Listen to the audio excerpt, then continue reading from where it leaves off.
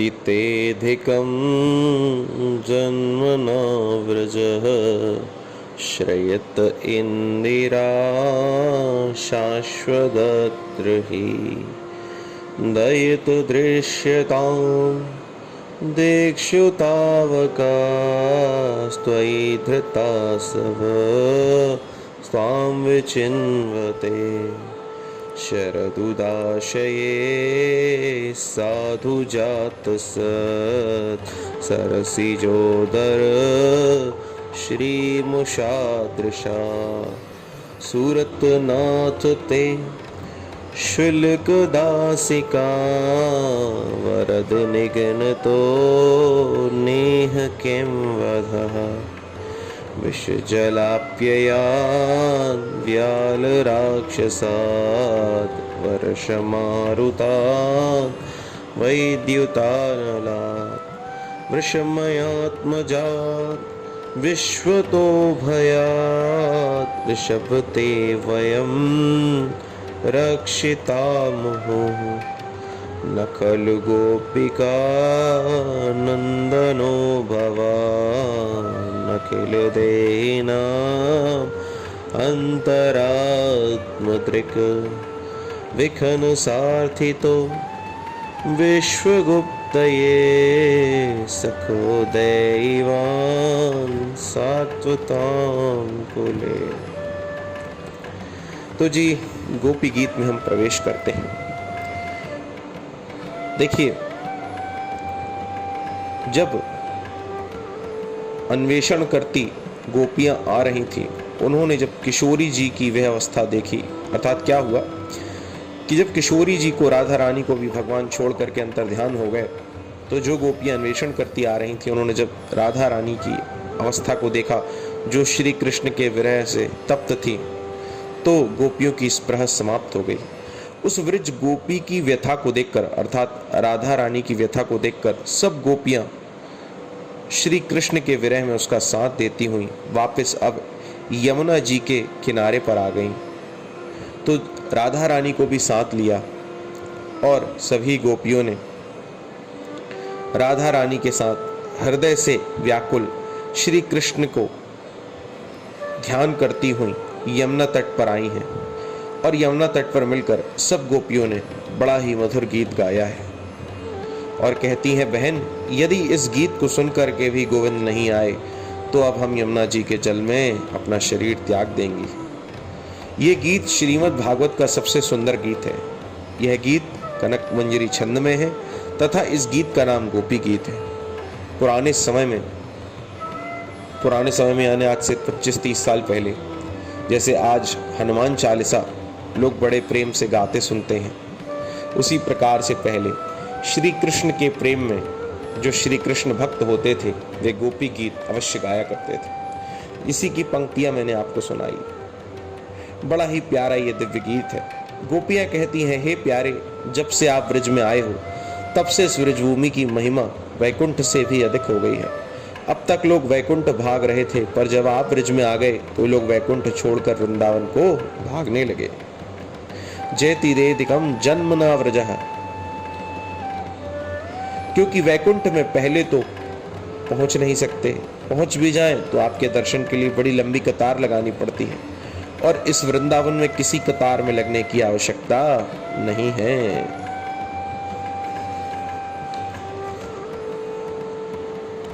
जरूरत नहीं है यहां पर तो कृष्ण हर कण कण में। किसी गोपी के सामने नाचते मिल जाएंगे, कब गायों के पीछे जंगल में भागते मिल जाएंगे, कभी कोई पता नहीं। यहाँ आप सबके लिए श्री कृष्ण सर्वथा सुलभ है। अरे जब पशुओं को, गायों को, वानरों को सुलभ हो रहे हैं तो मानवों को सुलभ इस व्रज में, इस वृंदावन में क्यों नहीं होगे। इसलिए आपकी महिमा से आज व्रजमंडल की भी अद्भुत महिमा हो गई है। अरे औरों की तो क्या बात कहें, ऐश्वर्य की अधिष्ठात्री भगवती लक्ष्मी इंदिरा अत्र शाश्वत क्षय थे। लक्ष्मी कभी एक जगह नहीं टिकती, बहुत चंचला है, परंतु वह चंचला चपल व्रज में आकर अचल हो गई। आपको जब देखा तो चंचला लक्ष्मी अपनी चंचलता को छोड़कर व्रज में अचल होकर बैठ गई। हे दैत्य दृश्यताम, हे दयालु, अब तो दर्शन दो। दिक्षु तावकः, जयति तेधिकम जन्म नाव्रजः श्रेत इंदिरा शाश्वतत्रहि दैत दृश्यताम दिक्षु तावकः। देखो हम तुम्हारी हैं। अरे प्रतिज्ञाएं तो बड़ी लंबी लंबी करते हो कि एक बार जो मेरा हो जाए उसको मैं सब प्रकार से अभय कर देता हूँ। आज हम सब प्रकार से तुम्हारी होकर भी वन वन भटक रही हैं। क्या ये तुम्हें दिखाई नहीं पड़ता कृष्ण? अपनी आंखों से देखो, हम तुम्हारी होकर भी वन वन भटक रही हैं। ये क्या तुम्हें अच्छा लग रहा है? अरे तुम्हारे होने पर भी कोई जीव भटकता रहे, ये क्या आपके स्वरूप अनुकूल है? क्या आज आपने सारी प्रतिज्ञाएं भुला दी हैं? यदि कहो कि क्यों भटक रही हो, तो प्यारे प्राणों से भी पृथक कोई रह सकता है? आप हमारे प्राण हो। त्वयि धृतासव। अरे हमें लेने के लिए यमराज भी आते हैं, पर हमारे हृदय भवन में ढूंढ ढूंढ कर चले जाते हैं। उन्हीं प्राण रूपी पक्षी मिलता ही नहीं है, क्योंकि हमारा प्राण पक्षी तो आपके पिंजड़े में कैद है। यमराज आकर क्या करेगा? त्वयि धृतासव स्वाम विचिन्वते। इसलिए अपनी प्राण रूपी पक्षी को पाने के लिए हम आपके पीछे भाग रहे हैं। आप तो हमारे प्राण प्यारे हो, और यदि तुम्हें मारना ही था तो फिर इतनी बार हमें बचाया ही क्यों? यदि आप मारना चाहते तो अब तक तो हम कब की मर गई होती। अरे आपको कलंक भी नहीं लगता? हमें मारने वाले तो बहुत आए, कितने बड़े बड़े असुर आए, परंतु उन असुरों को मारकर बार बार आप ही हमें बचाते रहे।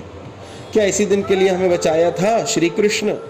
असुरों के प्रहार से बचाकर आज अपने विरह रूपी असुर के द्वारा हमें मारोगे? ये तो वही हालत हो गई जैसे कोई बकरे को खूब बढ़िया बढ़िया खिलाए, बड़े बड़े हिंसक जानवरों से रक्षा भी करे, और एक दिन खुद ही अपने हाथ से उस बकरे को तलवार चला दे। क्या इसी दिन के लिए बलिदान करने को तुमने बकरे को इतना खिलाया पिलाया था? वरद निग्न तो नेह के वधा। अपने हाथ का बोया हुआ विशैला वृक्ष भी कोई अपने हाथ से काटता नहीं है। हम आपके द्वारा पालित हैं, रक्षित हैं, और आप ही आज हमें मार दोगे क्या? अरे मारना कोई हथियारों से नहीं होता कृष्ण। हमें अपनी वंशी बजाकर बुलाया, आपके दिव्य मुख कमल की मुस्कान पाने के लिए हम दौड़ी भागी चली आई। आपके जो विशाल नेत्र हैं वे शरद के सरोवर में विकसित सुरक्षित सरसिज के सौंदर्य को भी हरण करने वाले हैं। उन नेत्रों में मिलन की दिव्य भावनाएं भरी हुई हैं, इसलिए हम सब कुछ त्याग कर चली आई। पर मिलन की उत्कंठा जगाकर बिना मिले हमें छोड़कर भाग गए हो कृष्ण। क्या ये मारना नहीं है? तुम्हारी इस निष्ठुरता को देख देख कर तो लगता है कि तुम यशोदा मैया के तो हो नहीं। हमारी यशोदा तो कितनी स्नेहमयी, कितनी वात्सल्यमयी, कितनी करुणामयी और कितनी दयामयी है, और उनका तुम जैसा निष्ठुर बेटा न खलु गोपिका नंदन। आप यशोदा नंदन नहीं हो सकते। सुना है कि भक्तों का कल्याण करने आए हो, ब्रह्मा जी की प्रार्थना पर विश्व का कल्याण करने, भक्तों का परित्राण करने पधारे हो, तो क्या हम आपके भक्त नहीं हैं? फिर हमारा कल्याण क्यों नहीं कर रहे? हमारा इस संकट से उद्धार क्यों नहीं करे? यदि अंतर्यामी हो तो हमारे भीतर की भावना को क्यों नहीं समझ रहे? देखिए गोपियां कितनी विरह में आतुर हैं। कहती हैं, यदि तुम्हारा ये संकेत है कि हमारे अंदर अभिमान का घर भर गया है, इसलिए आप भाग गए हैं, तो प्रभु आपके श्री चरणों में तो विश्व भ्रमण कराने की अद्भुत शक्ति है। सारे ब्रजमंडल ने अपनी आंखों से स्पष्ट देखा कि फणि फणार्पितम ते पदाम्बुजम कृणुकचेषु न कृन्दिहृच्छ। काली की फणाली पर जब ताता थैया करके आप थिरके, तो उस विषधर का समस्त विष आपके इन चरणों में वमन कर दिया। तो जो चरण कालिया का विष वमन करा सकते हैं, वे चरण क्या हमारे हृदय पर स्थापित होकर हमारा अभिमान रूपी विष वमन नहीं कर सकते? अरे हमारे भीतर भी काम रूपी कालिया नाग घुसा बैठा है, दुर्वासनाओं का विष वमन कर देता है। प्रभु आप अपने श्री चरणों को हमारे वक्ष पर धारण करके उस काम रूपी काली का मर्दन कीजिए। हम तो आपकी विरह में मरना भी चाहें तो भी नहीं मर सकते, क्योंकि अमृत पीने के बाद अमृत उसे मरने नहीं देगा। और आपका कथामृत जो है वह स्वर्ग सुधामृत से श्रेष्ठ है। जैसे आप सर्वेश्वरी संपन्न है, ऐसे ही आपका कथामृत भी सद्गुण संपन्न है। तब कथामृतम तप्त जीवनम कवि भीरीडितम कल्म शापहम श्रवण मंगलम श्रीमदाततम भुवि गृणन्ति ते भूरिदा जनः। ये सद्गुण संपन्न आपका कथामृत है। पहली विशेषता है तप्त जीवनम, तप्तानाम जीवनम। संसार में दैहिक दैविक और भौतिक तापों से तपे हुए प्राणियों को नवजीवन प्रदान करने वाला है। संसार में ऐसा कोई प्राणी नहीं है जिसे कोई समस्या ना हो। 24 घंटे हर व्यक्ति चिंता की चिता में जल रहा है, तप रहा है, परंतु जब कथामृत पान करते हो, भगवान की लीला कथा में जब डूब जाते हो, तो होश ही नहीं रहता कि कौन सी चिंता थी। जैसे कितनी भी गर्मी पड़ रही हो, पर गजराज ग्रीष्म के आतप से संतप्त होकर जब गंगा मैया की शीतल लहरों में गोता मारता है तो एकदम तरावट आ जाती है, सारी गर्मी भाग जाती है। और जब गंगा जल से बाहर निकल गया तो धीरे धीरे गर्मी फिर उसे घेर करने लगती है, तपाने लगती है। ऐसे ही हमारी सारी चिंताएं कथामृत पान करते समय समाप्त हो जाती हैं। कथा संपन्न होने पर लौटकर अपने घर को चले सो धीरे धीरे चिंता फिर होने लगती है। अरे वहां जाना था, उससे ये लेना था, उसको वह देना था, अब ये काम निपटाना था। धीरे धीरे अब गर्मी फिर प्रभावित करने लगी। तो तपे हुए प्राणियों को नवजीवन प्रदान करने वाला आपका ये कथामृत है। हे श्री कृष्ण, ये हम नहीं कह रहे बल्कि बड़े बड़े कवियों ने, बड़े बड़े मनीषियों ने और कोविदों ने आपके कथामृत की मुक्त कंठ महिमा गाई है। केवल हम नहीं गा रही भाई। कोई एक व्यक्ति विशेष किसी की प्रशंसा करे तो हो सकता है उसका कोई स्वार्थ हो। प्रशंसा तो तभी मानी जावे कि सभी के कंठ से मुक्त कंठ बात निकले। गोपियां कहती है, हमारी छोड़ो कृष्ण, बड़े बड़े वैदिक मंत्र आपकी महिमा गा रहे हैं। वेद स्तुति में भगवान कहते हैं, इति तव सूर्यस्त्रयाधिपते अखिल लोक मल शपण कथामृताब्धिम अवगाह्य तपांसि जहु। अर्थात जो आपके कथामृत में अवगाहन कर ले उसके सारे ताप मिट जाते हैं। और सबसे बड़ी विशेषता यह है कि स्वर्ग का जो अमृत है उस अमृत को पीने वाले देवताओं का पुण्य क्षीण होता चला जाता है। पर जीव के जितने कल्मश हैं, कथा अमृत पान करते ही सारे कल्मश धुल जाते हैं, सारे पाप नष्ट हो जाते हैं और जीव के पाप का विनाश करके आपके कथामृत का आपके परम पद तक पहुँच बना देता है। इसीलिए संसार कर्दमाले प्रक्षालन पटीयसी, भगवान की कथा संसार के कीचड़ को धो देती है। और सबसे बड़ी विशेषता एक ये है कि जितने भी अन्य पुण्य हैं फल तो देते हैं पर कालांतर में, आज पुण्य किया तो कल फल मिलेगा जन्मांतर में, परंतु कथामृत में उधार खाते का कोई काम नहीं। नगद नारायण तुरंत लो, उधारी चलते ही नहीं। भगवान की कथा सुनने में आनंद आ जाए, सुनने के बाद जीवन ही बदल जाए और जीवन मुक्ति का आनंद मिल जाए। और जब हम पांच भौतिक देह त्याग करें तो भगवान के परम पद का आनंद मिल जाए। अर्थात जहाँ जीव ने कथामृत श्रवण किया वहाँ उसका मंगल प्रारंभ हुआ। सब पुण्य कालांतर में फल देते हैं पर कथामृत तो तत्क्षण तुरंत फल देता है। आपके पास एक हाथ में 1 लाख का चेक है और एक हाथ में 1 लाख नगद है। जो नगद है तो जब चाहिए जो चाहिए तुरंत खरीदो क्योंकि रुपया हाथ में है, और चेक है तो कीमत भले ही 1 लाख की है पर हमें आज बाजार से 10,000 की चीज़ खरीदनी है और आज रविवार पड़ गया, छुट्टी है, कल गए तो कोई त्योहार की छुट्टी है, अब परसों बैंक खुले तो मैनेजर आए, फिर औपचारिकताएं पूरी हों तब रुपए हाथ में आए, तब कहीं जाकर खरीद पाओगे। तो जब चाहा तब तो नहीं मिला, प्रतीक्षा करनी पड़ी, हाथ में नोट आए तब काम चला। इसी प्रकार और जितने पुण्य हैं आज करोगे तो बाद में फल मिलेगा, पर हरि कथामृत में कोई उधारी नहीं, नगद नारायण तुरंत लो। गोपियाँ कहती हैं, प्रभु स्वर्ग सुधामृत पीने वाले देवताओं का तो शुक्र क्षीण होता है और वह भी थोड़ा थोड़ा पिलाया जाता है।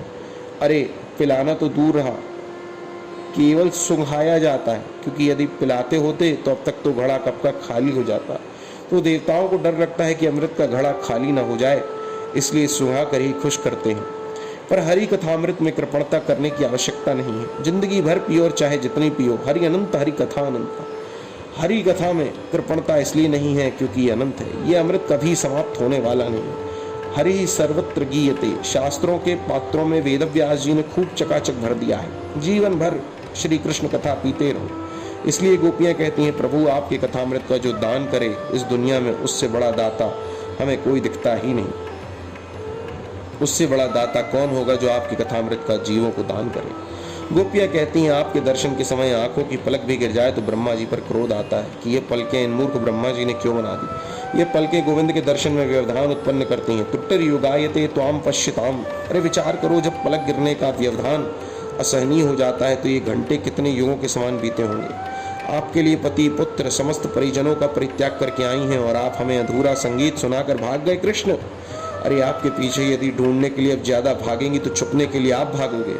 इस अंधेरे में आपके चरणों में यदि कोई कांटा चुभेगा तो पीड़ा हमारे हृदय में होगी कृष्ण। सीदतीति न। अरे जिन चरणों को हम अपने हृदय पर रखते समय भी डरती हैं कि हमारा कठोर वक्ष कहीं आपके चरण कोमल चरणों में गड़े नहीं, चुभे नहीं, और ऐसे सुकुमार चरणों से आप जंगलों में इन कांटेदार मार्ग में घूमते हो। ये विचार करने मात्र से हमारा हृदय रक्त रंजित इथित हो जाता है। यत्ते सुजात चरणाम्बुरुहं स्तनेषु भीता शनैः प्रिय दधि मयि कर्कशेषु तेनाटवी मटसितत् यत्ते न किंचित् कूर्पादिभिर्भ्रमति धीर् भवदायुषां नः। और इतना कहकर अब सब गोपियां एक स्वर में विलाप करने लगी, हे गोविंद हे माधव रुरुदुः सुस्वरम राजन कृष्ण दर्शन लालसा। जब कृष्ण दर्शन की लालसा में विरह आतुर होकर रंजांगनाएं विकल होकर विलाप करने लगी, तो अब बिहारी जी अपने आप को रोक न सके, अपने आप को ज्यादा देर तक छुपा न सके। तासाम वीरभूत छौरी स्मयमान मुखाम्बुजा पीताम्बर धरास्त्रग्नि साक्षात मन्मथ मन्मथा। गोपियों की इस विकलता को देखकर प्रभु तुरंत ब्रज गोपियों के बीचों बीच प्रकट हो गए। कैसे प्रकट हुए? बोले साक्षात मन्मथ मन्मथा, इतने सुंदर कि आज मन्मथ कामदेव के मन को भी मत देने वाला माधव का सौंदर्य है। मदन के मन को भी मोह लेने वाले मदन मोहन भगवान प्रकट हो गए। केवल पीताम्बर भी कह सकते थे, पर पीताम्बर नहीं कहा, पीताम्बर धर। मतलब जब कोई प्रेमी भगवान के विरह में व्याकुल होकर अश्रुपात करता है, कृष्ण दर्शन की लालसा से जब कोई आंसू बहाता है, तो भगवान उसके आंसुओं को पोंछने के लिए पीताम्बर हाथ में धारण करके दौड़ते हैं। ओढ़कर नहीं आते, हाथ में धारण करके भगवान पीताम्बर लेके दौड़ते हैं। भगवान की उस दिव्य छटा को देखकर सब गोपियों को लगा जैसे मृत शरीर में प्राण आ गए। तन्वः प्राणम इवागतम, घेर लिया गोविंद को चारों ओर से। गोपियों का प्रेम चारों तरफ से बरस पड़ा। एक गोपी टेढ़ी भ्रिकुटी से देख रही है, कहना बहुत कुछ चाह रही है पर कह नहीं पा रही है। कोई बात अनुचित लगे तो ये फिर भाग जाएंगे, परंतु कहे बिना रहा नहीं जाता, इसलिए टेढ़ी भ्रिकुटी ताने बैठी है। एक गोपी को अभी भी स्वप्न लग रहा है, कहीं स्वप्न के श्री कृष्ण है कि वास्तव में खड़े हैं। उस बेचारी को विश्वास नहीं हो रहा है, इसलिए बड़े देर तक उस छैल छबीले का दर्शन करके आंख बंद करके बैठ गई। ऐसा लगा जैसे नेत्रों के मार्ग से माधव को हृदय के कमरे में बिठाकर पलकों के कपाट बंद कर दिए कि कहीं दोबारा ना भाग जाएं, इसलिए कमरे में कैद कर लिया। तम काच्य नेत्र रंध्रेण हृदय कृत निमील्य च। बड़े बड़े योगियों को जो आनंद प्राप्त होता है, परीक्षित व ब्रह्मानंद, अद्भुत आनंद उस व्रजवामा को नेत्र बंद करके प्राप्त हुआ। अंत में गोपियों ने घेर कर पूछा, प्रभु संसार में 3 प्रकार के लोग देखे जाते हैं। एक वे हैं जो प्रेम के बदले में प्रेम करते हैं, एक वे हैं कि हम तो प्रेम कर रहे हैं, तुम करो या मत करो, और एक वे हैं जो किसी से प्रेम करना जानते ही नहीं। भगवान कहते हैं, देवियों जो प्रेम के बदले प्रेम करे उसे प्रेम नहीं कहते, उसे व्यवहार कहते हैं। और हम तो प्रेम कर रहे हैं, तुम करो या ना करो। ऐसी प्रेमी माता पिता हो ही सकते हैं, माता पिता ही हो सकते हैं। और जो किसी से प्रेम नहीं करते वे 4 प्रकार के होते हैं। देखिए भैया, जिनके मन में किसी से प्रेम नहीं है, ऐसे लोगों को 4 प्रकार की संज्ञा दी गई है। आत्माराम, आप्तकाम, अकृतज्ञ, गुरुद्रोह। आत्माराम संत तो अपने शरीर से ही प्रेम नहीं करते और किसी से क्या करेंगे।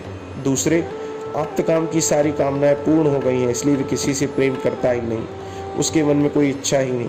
पर अकृतज्ञ अर्थात कृतज्ञ व्यक्ति भी किसी से प्रेम नहीं करता, वे स्वार्थी होता है। और चौथा, गुरुद्रोही, जो प्रेम करने वाले को भी लूटने में कसर ना छोड़े, अपने प्रेमी को ही जो लूट ले वो गुरुद्रोही होता है। एक गोपी बोली, हमें तो ये श्री कृष्ण चौथे नंबर के ही लाजान पड़ते हैं। भगवान ने सुन लिया, ए देवियों तुम मुझे गुरुद्रोही समझ रही हो क्या? गोपियां बोली, गुरुद्रोही नहीं तो कौन? बंशी बजाकर तुमने बुलाया और रोता हुआ छोड़कर भाग गए, ये क्या गुरुद्रोही का लक्षण नहीं है? प्रेमियों के साथ ऐसा व्यवहार करते हो? भगवान ने हाथ जोड़कर कहा, नहीं नहीं देवियों, ऐसा मत कहो। सच बात तो यह है कि तुम्हारे विरह में भी तुमसे कम नहीं तड़पता हूं मैं। जब तुम मेरे लिए विकल होकर विलाप करती तो मैं भी तुम्हारे विरह में विकल हो जाता हूं। गोपियां बोली, बचपन से नंबर 1 के झूठे हो, यदि तुम्हें हमारा विरह होता तो भागते क्यों? भगवान बोले, देवियों बिना विप्रलंब के संयोग पुष्ट नहीं होता, बिना वियोग के संयोग की सफलता नहीं। शीतल छाया का सुख तभी समझ में आएगा कि जब उसके पहले सिर पर धूप लगी हो। धूप से तपने के बाद जब छांव में पहुंचोगे तब छत्र छाया का सुख समझ सकोगे। उसी प्रकार जब तक प्रीतम से मिलने की विरह अग्नि हृदय में न जली हो, विरह की तपन न हुई हो, तब तक मिलन का क्या सुख। रात्रि की अंधियारी न आवे तो दिन के प्रकाश का क्या महत्व। देवियों सच बात बोलूं, लोहे की जंजीरों से निकलना तो बहुत सरल है, पर परिजनों की आसक्तियों की बेड़ियों से निकलना बड़े बड़े महापुरुषों को कठिन है। दुर्जर गेह श्रृंखला, पर तुमने परिजनों की आसक्ति को स्त्री के लिए सबसे बड़ी जो त्याग की कसौटी है वह लोकलाज। तुमने तो मेरे लिए आज लोकलाज को भी तिलांजलि दे दी, उन बेड़ियों को भी तोड़ दिया, इसलिए तुम्हारे इस महात्याग के सामने मैं क्या दूं, कुछ समझ में नहीं आता। तुम ही कृपा करके अपने ऋण से मुझे उऋण करोगी तो मैं उऋण हो पाऊंगा, अन्यथा मुझे सामर्थ्य नहीं देवियों जो तुम्हारे ऋण से उऋण हो सको। गोपियां माधव की यह मधुर वाणी को सुनकर मुग्ध हो गई। भगवान ने उनके साथ पुनः विक्रीड़ा की। जितनी गोपियां उतने माधव प्रकट हो गए। इसके अतिरिक्त जितनी गोपियां रासमंडल में उपस्थित थी उतनी ही गोपी बनकर उनके घर पहुंच गए और जो काम अधूरा छोड़कर गोपियां आई थीं उस काम को श्री कृष्ण गोपी रूप में स्वयं उनके घर में जाकर संभालने लगे। प्रत्येक ग्वाला अपनी गोपी को अपने घर में ही काम करते देख रहा है, इसलिए नासूयन खलु कृष्णाय मोहितास्तस्य माया। ऐसी अद्भुत भगवान की रास लीला गोपियों के साथ भगवान ने दिव्य महारास प्रारंभ किया। प्रत्येक गोपी को लग रहा है कि गोविंद मेरे साथ ही नाच रहे, और सुखदेव बाबा भी अपनी शब्द छटा में नाचने लगे। पादन्यासैर्भुज विधूतिभिः सस्मितैर्भ्रुविलासैर् वज्यन् मध्यश्चलकुचपटैः कुण्डलैर्गण्डलोलैः स्विज्जन्मुख्यः कवररशनग्रन्थयः कृष्णवध्वो गायन्त्यस्तं तडित इव मेघचक्रे विरेजुः। सुखदेव जी की शब्द शैली कहती है, जैसा प्रसंग होता है वैसी ही शब्द छटा होती है। भगवान के दिव्य महाराज के नृत्य का सुखदेव जी भी नृत्यमयी शब्द शैली में वर्णन कर रहे हैं। जैसे मेघ मंडलों में विविध प्रकार की बिजलियां चमकती हैं, ऐसे ही कन्हैया की श्याम छटा के बीच में गौरांग गोपांगनाएं दामिनी की तरह दमक रही हैं। दूसरा दृष्टांत दिया, जैसे नन्हा सा बच्चा शीश महल में अपने अनंत प्रतिबिंब के साथ नाचता है, ऐसे ही आत्माराम प्रभु अपने ही आत्माओं के साथ रमण कर रहे हैं। रेमे रमेशे व्रज सुंदरी भिर यथार्भका स्व प्रतिबिंब विभ्रम। दृष्टांत कितना पवित्र दिया रे।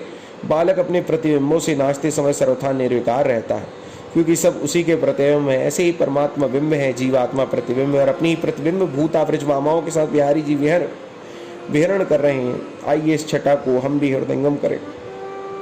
हमारे शंकर जी पहुंच गए इस रास मंडल में। गोपियों ने टोक दिया, बाबा यहाँ दाढ़ी मूछ वालों का कोई काम नहीं है, निकलो बाहर। भोले बाबा ने कहा, देवी मौका तो दो, हम भी बहुत बढ़िया नाच लेते हैं। गोपियों ने कहा, यहाँ पुरुष प्रवेश सर्वथा वर्जित है। तो भोले बाबा दौड़ कर गए और यमुना स्नान करके प्रेम सरोवर में डुबकी मारकर लहंगा फरिया उड़कर चुनरी का हाथ भर का घूंघट डालकर गोपियों के झुंड में मिलकर पहुंच गए। गोविंद पहचान गए, आओ मेरे गोपेश्वर नाथ। तब से रास मंडल में वृंदावन के बीच भोलेनाथ गोपेश्वर बने विराजमान है। काम को भस्म करने वाले कामारी शिव जहाँ गोपी बनकर स्वयं ठुमका मार रहे हों, उस महारास मंडल में काम का प्रवेश भला कैसे हो सकता है। कवि कहते हैं, वृंदावन के रास में पहुंचे जाय महेश, मिल सखियन के झुंड में कर गोपी को भेष। नारायण व्रज भूमि को सरपति नावत माथ, यहाँ आए गोपी भये श्री गोपेश्वर नाथ। इसलिए विक्रीडन गोविंद का जो महारास में हुआ, इसे कोई प्रेम पूर्वक वर्णन करे या श्रवण करे, उसे भगवान की विशुद्ध पराभक्ति प्राप्त हो जाती है और उसके हृदय का काम रोग सर्वथा के लिए समाप्त हो जाता है। यह फलश्रुति श्री सुखदेव जी ने परीक्षित को इस महाराज की बतलाई है। देखो भैया, भगवान शिव भी आए हैं और गोपी बने हैं। हमारे गुरुजी डॉक्टर गिरिराज शास्त्री जी, जो इस समय करीब 85 वर्ष के हैं, जब हम उनके घर जाते थे उनके दर्शन करने के लिए, तो गोपेश्वर के रूप में भगवान शिव वहाँ गोपी बनकर आज भी विराजमान हैं। जो उस समय भगवान शिव वहाँ गोपेश्वर बने थे, आज भी वो वहाँ बैठे हुए हैं। कभी आप लोगों को, आप भाइयों बहनों को, मेरी माताओं को कभी वृंदावन में जाने का सौभाग्य प्राप्त हो तो गोपेश्वर नाथ के दर्शन अवश्य करें। भागवत भूषण स्वामी श्री दीनदयालु पांडे जी महाराज जब पढ़ने के लिए डॉक्टर गिरिराज शास्त्री जी के पिताजी के पास गए थे, तो जब नित्य वह गोपेश्वर नाथ का दर्शन करने के लिए जाते थे, तो भैया ये कामारी लीला है, काम को समाप्त करने वाली लीला है। काम लीला नहीं है, कामारी लीला है। काम की शत्रु, काम को नष्ट करने वाली है। भगवान ने यहाँ पे महारास करके हजारों लाखों गोपियों के बीच में हजारों लाखों रूप बनाए, और जो जो गोपियाँ अपने घरों से आई थीं, उनके पतियों को यह पता भी नहीं चला कि हमारी पत्नियाँ रास में गई हैं। भगवान वहाँ लाखों रूप बना करके उन्हीं गोपियों के घर में पहुँच गए, उन्हीं का रूप बना करके, और उनके घर में काम वैसे ही करने लगे जो अधूरा छूटा हुआ था। तो भगवान क्या है? बोले जो सर्वत्र व्याप्त है, सर्वत्र व्याप्त है, जो व्यापक है। प्रभु व्यापक सर्वत्र समाना। भगवान ने यहाँ इस अपनी वाणी को कृता पूर्ण करके दिखाया, गोपियों के साथ रास किया। ये काम की लीला नहीं है, ये परमात्मा के दिव्य चिन्मय आनंद के रस को जानने की लीला है। इतना ही कह करके मैं अपनी वाणी को यहाँ विश्राम दूंगा। मुझे जितनी समझ थी मैंने इस गोपी गीत का वर्णन आपके सामने किया। जय जय श्री कृष्णा, जय जय श्री राम।